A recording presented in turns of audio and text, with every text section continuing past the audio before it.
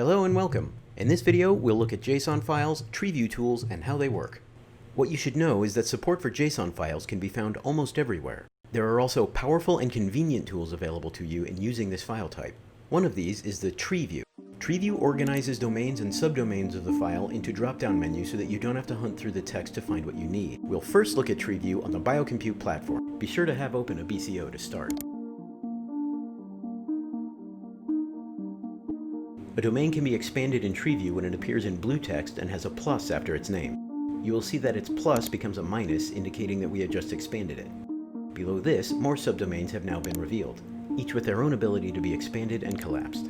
We can repeat the previous steps in any subdomain until there is nothing left to expand in view, like so. Now we can collapse each subdomain individually, or we can return to the top level domain and collapse it all at once, like this.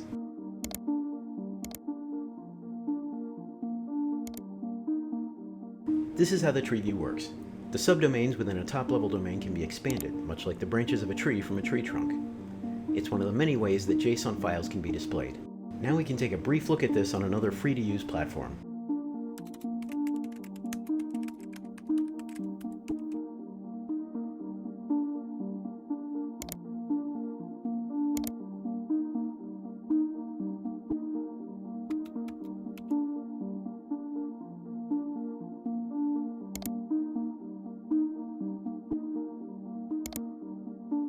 Thank you for learning with us about the powerful tools that will help you in your work. We're excited to share more content like this in the near future.